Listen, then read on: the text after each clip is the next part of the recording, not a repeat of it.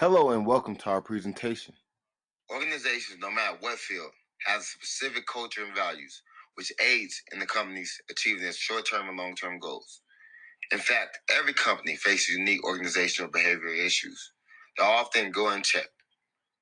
In this presentation, we'll identify 2 organizational behavioral issues that United currently faces, then dive deeper into those problems and present solutions, which is supported by research. These recommendations will indicate that United has the opportunity to confront the organizational issues in a way that will contribute to the overall success of the organization. Our team members consist of Stuart, who's a finance and computer science major, Aaron, who's a management major, Parth, who's a MIS major, Olivia, who's a marketing major, and Logan, who's a management major, including myself, Dante Smith, as a finance major.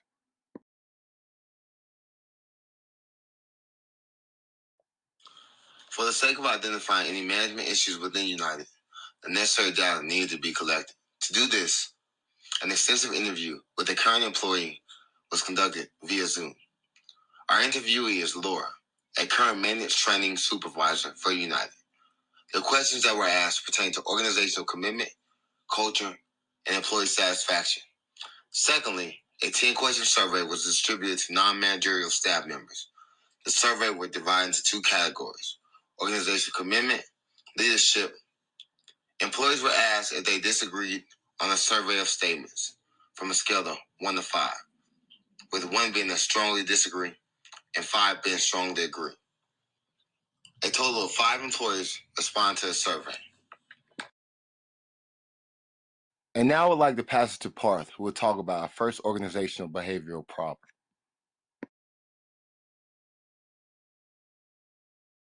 A conversation with the employees, surveys and analysis, our team observed a silo-like work structure that is prevalent and noticeable at the workplace in United. This is where the upper management has made it a little more individual for the team so that tracking team metrics and performance becomes easier. Based on this tracking, the upper management also makes decisions for wage raises where the high performers get a high percentage wage raise and the low performers don't get a wage raise. What this does in effect is that it creates competition and employees do not help each other out as it would hamper their performance and boost someone else's. A similar effect is also observed in Ivy League universities where competition makes student work individually. The overarching problem with this is that a sense of separation is created and employees like and want the togetherness. Next, we'll explore the solution to this teamwork-related organizational issue.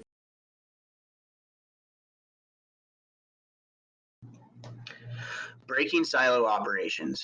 In order for United to resolve their issue of employees not liking their silo management style, United will have to rethink their overall management system.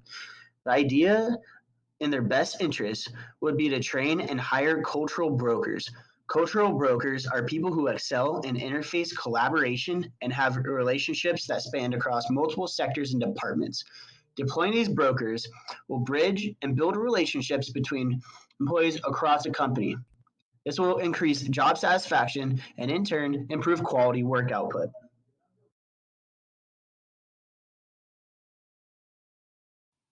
We've also sampled a sample timeline for what we expect the average solution to take to implement.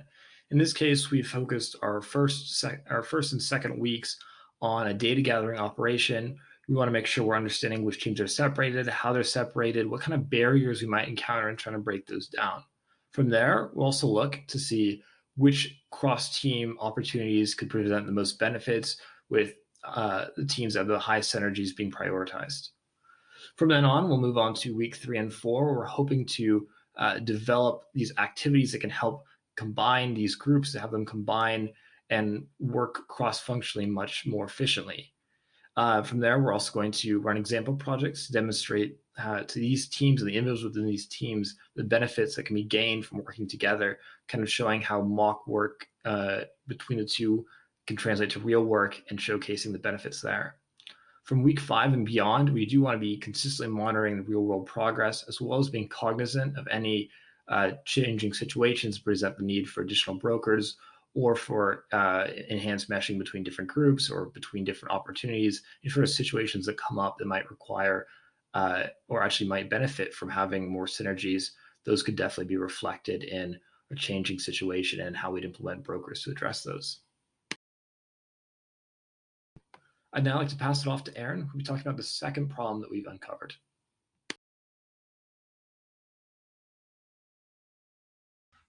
Our second organizational behavioral problem that we identified was COVID-19 and the effects it has on teamwork.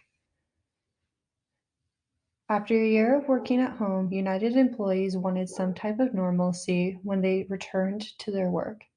However, due to regulations set by the CCD, there was plexiglass surrounding their desk. This made them feel upset and angry because they were now isolated from their coworkers, which in turn has affected their team.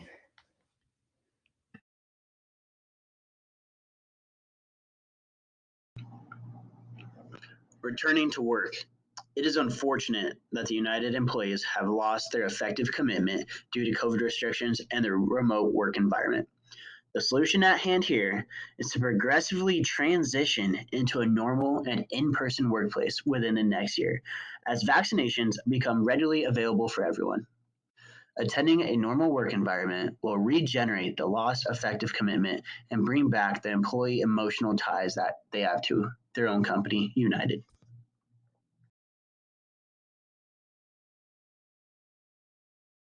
As United Airlines continues to face COVID-19 and all of the problems that come with it, we have not only been able to see the problems firsthand, but we have also been able to develop some solutions that will be able to benefit all of the employees at United Airlines and that will be able to benefit the company overall. This comes from a teamwork, and so one of the problems that we have had to deal with is that employees are feeling nervous and or angry about the new restrictions in place for returning to work. And that is completely understandable because nobody wants to live this lifestyle anymore. They're ready to get back to things the way that things used to be earlier, before pre-pandemic. And so one of our solutions is that United is going to have to figure out ways to regenerate the effective commitment that was lost since the pandemic from our own employees. And by doing so, it would take about a month after all the data that we've pulled and creating this timeline for this problem. We have seen that during week 1, we would have to have an all-staff meeting with each location that each United employee works from with Scott Kirby, our very own CEO, to discuss what United can do to make employees happy and comfortable. During the period of week 2 to 3, we are going to allow employees to express their feelings to their supervisors, and at the end of each week, we are going to have an all-staff meeting with all supervisors from each state and Scott Kirby, our very own CEO, once again.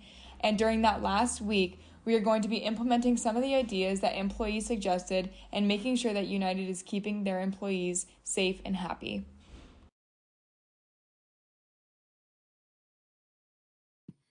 In summary, we've covered 2 different issues that United's encountered, as well as going over the research that led us to making these discoveries.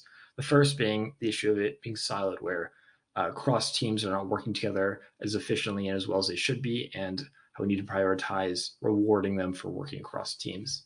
Similarly, we also have another issue along working with teams. However, this translates more to the social side, where employees, due to work at home and due to COVID, haven't been having the same social bonding experience that they would have in the office, and they're missing the even small amounts of social contact they would gain, such as bringing baked goods in the office or just water cooler talk.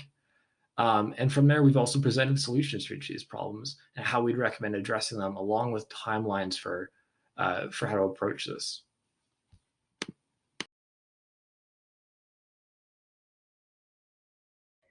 Thank you for listening to our presentation. At this time, my team and I would like to invite you to reach out if you have any questions on the topics that we covered today.